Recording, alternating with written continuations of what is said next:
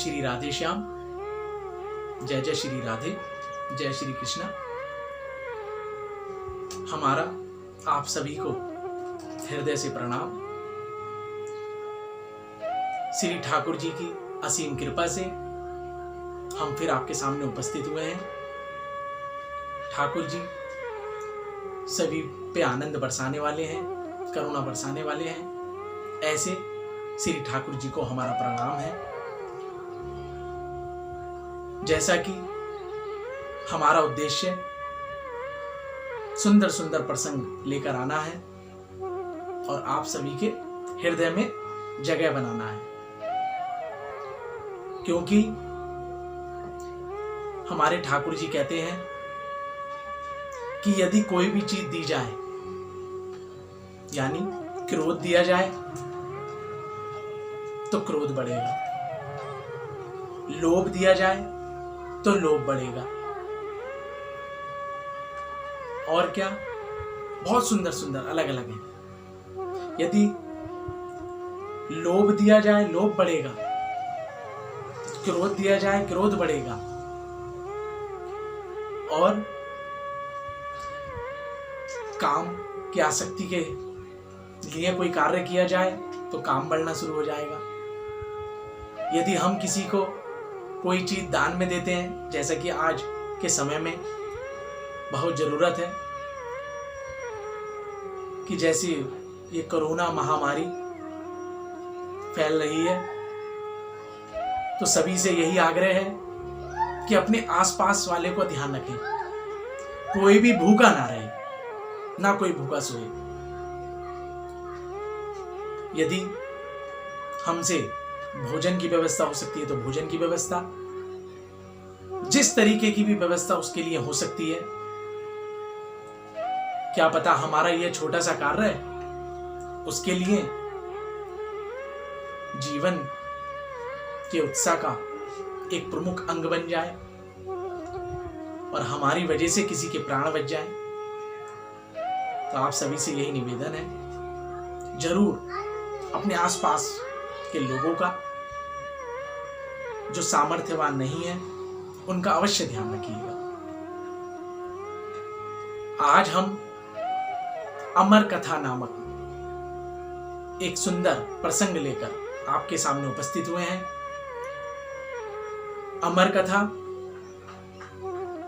ये अमर कथा क्या, पहले ये समझने की जरूरत।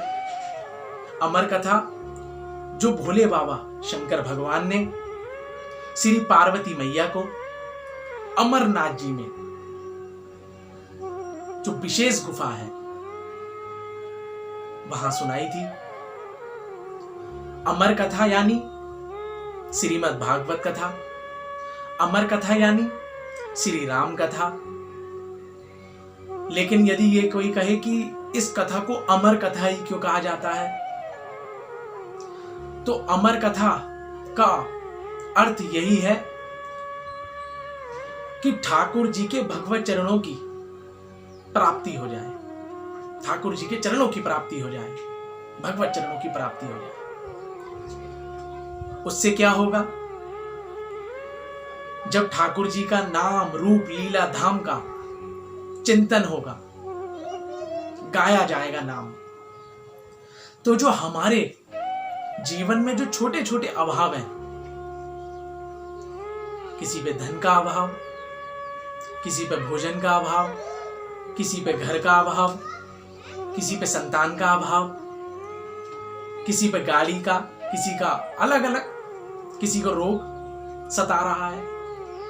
तो जो जो अभाव, जो जो हमारे दुख हैं, जो जो हमारी पीड़ाएं हैं, ठाकुर जी उन पीड़ाओं को दूर करेंगे, उन अभावों को दूर करेंगे। इस अमर कथा से हमारा शरीर अमर नहीं होगा। यदि कोई ये सोचे कि पार्वती मैया ने अमर कथा सुनी और अमर हो गई, लेकिन इस अमर कथा का तात्पर्य यह है कि अमर कथा सुनने से भगवत चरणों की प्राप्ति होती है। और हम ही समझे कि इस अमर कथा के सुनने से इस शरीर को अमर करके हमें क्या मिलेगा, हमारे संपूर्ण देह को अमर करके क्या मिलेगा। कोई कहे कि आपको संपूर्ण जिंदगी एक जोड़ी वस्त्र में काटनी है, तो क्या हमारे लिए यह वरदान होगा या श्राप? ये तो श्राप होगा, वरदान तो हो ही नहीं सकता कि कोई कहे एक जोड़ी वस्त्र में पूरी जिंदगी। तो ये एक जोड़ी वस्त्र ही हमें मिला है। ये जो नर्तन चोला हमें मिला है, ये बड़ी मुश्किल में मिला है। और जैसे जैसे आयु बढ़ती है वैसे वैसे शरीर की अवस्था गिरती जाती है। पहले बाल्यावस्था, फिर तरुण अवस्था, उसके बाद वयस्क और फिर वृद्ध। ये 4 अवस्थाएं हैं। वृद्ध अवस्था में हम सभी जानते हैं, आप और हम, कि कितनी तकलीफ होती है। लेकिन ग्रंथ में, श्रीमद् भागवत जी में, श्री अमर कथा में यह बताया गया है कि जब ठाकुर जी के चरणों की प्राप्ति हो जाती है तो हमारे ये सारे बंधन, ये सारे दुख दूर हो जाते हैं। जिस समय से ठाकुर जी हमारे हृदय में प्रवेश कर जाते हैं, उसी समय से हमारी सारे दुख, हमारी सारी परेशानियां वो हमारी नहीं रह जाती, वो ठाकुर जी की हो जाती है। इस प्रकार यही सभी से प्रार्थना।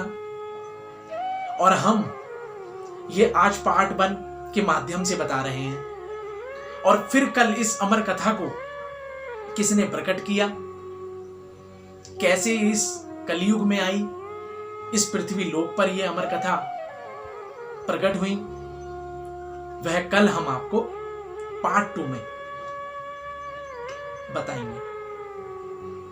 और आज अपनी वाणी को यहीं विश्राम देंगे। यदि हमारी वीडियो, हमारा छोटा सा प्रसंग सुंदर लगा हो, अच्छा लगा हो, तो कृपया करके लाइक, शेयर और कमेंट जरूर कीजिएगा। शेयर करने से ये लाभ होगा, कहते हैं आप भी पुण्य के भागी बनेंगे। यहां हमने एक यही उद्देश्य लिया है कि कैसे सभी को ठाकुर जी के चरणों से जोड़ा जाए। तो उसमें आप भी शेयर करने से पुण्य के भागी बनेंगे, आप भी इस संकल्प में जुड़ जाएंगे और अनेकों अनेक कार्य, अनेकों अनेक इच्छाएं आपकी सर्वदा पूरी होंगी। तो जरूर शेयर जरूर करें। धन्यवाद। जय जय श्री राधे श्याम।